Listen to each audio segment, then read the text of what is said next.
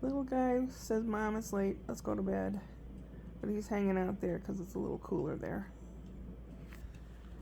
The pillow and the bolster pillow have the same fabric as these curtains. I know they're wrinkly, but it's kind of a batik pattern that have like, I don't know if you can.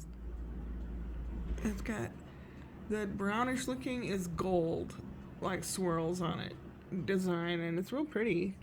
$15 a yard, it should be.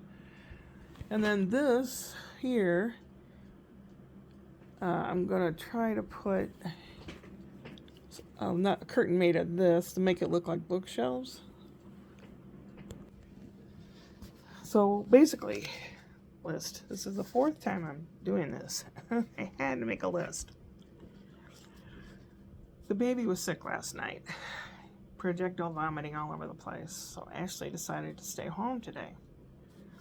So I went over there early this morning and I said, "You need me to take Spencer to school or watch the baby?" She said she was going to take him to school and then possibly go by the doctor with the baby. And I said, "Oh, okay. Good idea. Good idea." So I cleaned out the fridge because there were many things in there that were way expired. And I told myself I was never going to be one of those people that buys food just to throw away. Failure. So I cleaned out the fridge, and there's a lot of stuff waiting in the trash over there to be hoisted up in the garbage can outside. Okay, and I took a little nap, I think. I'm pretty sure I did. I don't know. And I got a hair up my butt to make some new curtains. And I'd seen this fabric. They have this one area that has all the drapery fabrics. They're really wide. And I thought, oh, I won't need much of that. And I know I saw one that I really liked. So I went to Joann Fabric and they didn't have it. So I was kind of, I don't know, I wasn't mad. I was disappointed and grousing around. And then I thought about it and I thought, I had those green curtains up there and they were fine. And they'll go with the pillow case and bolster from this latest. They'll go with that too, the green ones. And then I thought, well, not gonna make whole curtains, but I'll make a pillow and a pillowcase thingy to get rid of that itch of me wanting to do something. It's terrible. Wearing Barney the bear. He's the guy that has the magic car. It can drive on the ground or in the air. Go near and far, all kinds of cool stuff. It's a story I wrote. So I was at the fabric store looking around and I was looking at the discontinued or clearance fabric, and I felt some gurgling going on. I'm like, oh shit, literally. I asked an employee for the number code for the bathroom door. It's one of those you can push the number to get in. Otherwise, it's locked. So I went in there, and there was 2 sinks, a soap dispenser, paper towel dispenser, a regular stall, and a handicap stall. Well, I go in the handicap stall because it sits up higher, and there's bars for me to be able to get up. And so I go in there, and I get myself situated, about ready to open the sluice gate, and I hear the buttons in the lock being pushed, ding, ding, ding, ding, ka-chunk, and I'm like, oh no. It's like a worst fear, especially if you've got diarrhea. And someone came in, and I don't know, I think they had to go number 2 as well because they were kind of hemming and hawing, hoping that I would leave so that they could do their thing, and I was hoping they would do their thing, and so I ended up doing 2 or 3 courtesy flushes and masking the sound, and it was very quick. And then I cleaned up real well, and I went out and I found this fabric, and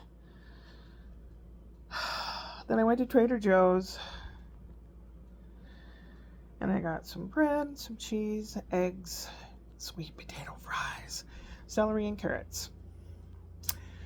And I was coming home, and the highways were jam-packed because it was afternoon, for one thing, and they were working on the road between home here and Trader Joe's.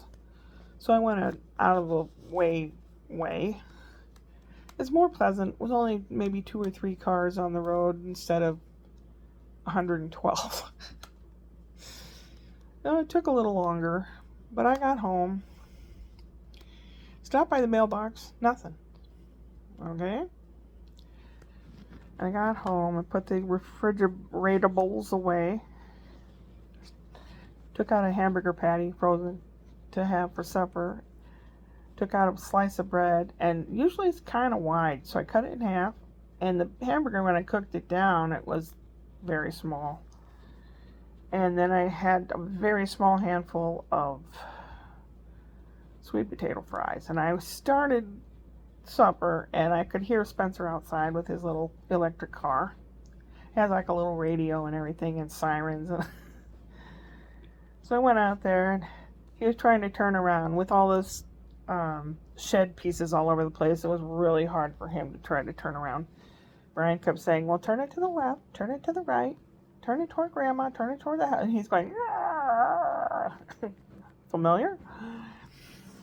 So I went out and helped him a little bit. We got it going back towards the back, and it started conking out. He goes, oh, I'm out of gas. So we coached it over to where the plug is, and we plugged it in. And he went over to the swing set. Mama was out on the patio with the baby, and Daddy was out there on the patio. And so he and I were playing, and he has this little container of plastic food, so he decided we were going to have a picnic. But first he wanted to send down each piece of plastic food down the slide. Here's a hamburger bun piece. Here's a plastic lettuce. You know. When it was all at the bottom, we sat down, and both of us took our shoes off, and I picked up a piece of grass, tried making a sound with it, between your thumbs, and I ended up making one of those, woo, woo, those with your both hands. I made that. That worked. I haven't done that for a long time. And it was starting to get later and starting to get kind of dark. And, well, not dark, but, dusk. Ashley went in the house. Brian was looking up airfare to Saskatoon for Scott's birthday in April. But Scott told him it'd be better if he came up in June. So he's thinking of he and Spencer going up in June. I don't know. And he said, oh, he's found something for like under $300. And I thought, you did?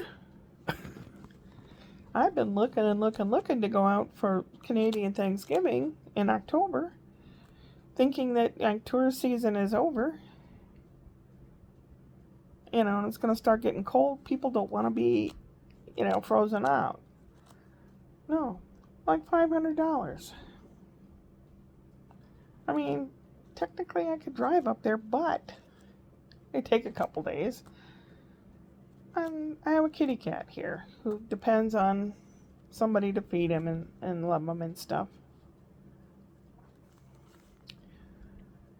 Okay, so put the food all together in the little container, and Spencer says, wait, I want to sell it to you.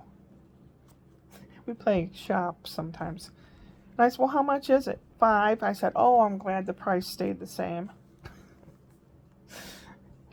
So we were departing to go in, and he needed 3 hugs and kisses and air kisses. I said, I'll see you tomorrow morning, because he goes to school. Brian's off. Ashley goes to work, and we'll drop Spency off at school and go to work. Brian takes care of the wee little peanut boy. Except he has a dentist appointment in the morning, so I'm going to watch the little man, the little baby cakes, until he gets back. Some things that may or may not get done tomorrow. Wiping everything down with disinfectant. I'm tired of having illness around, period. everything. I mean everything.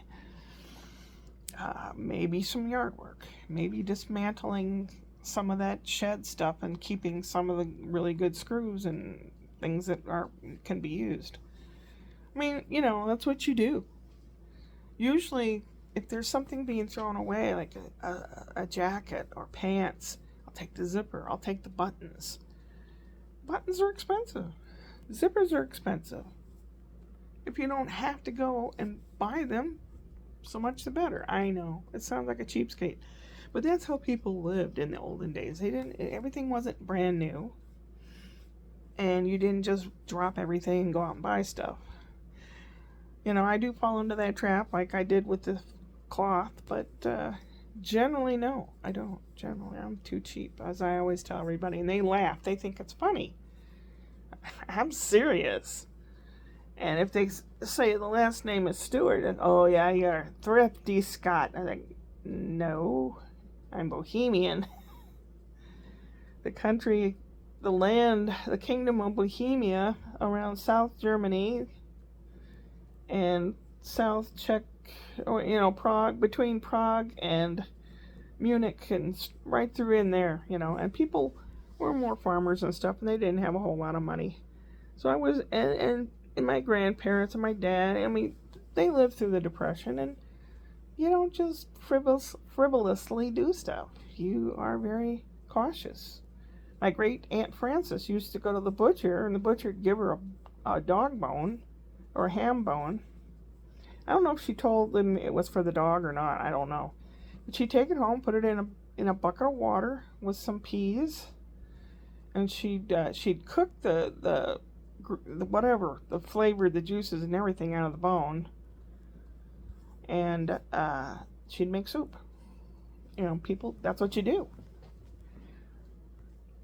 I hope people aren't necessitated to live that way again, but it's good to know how. So,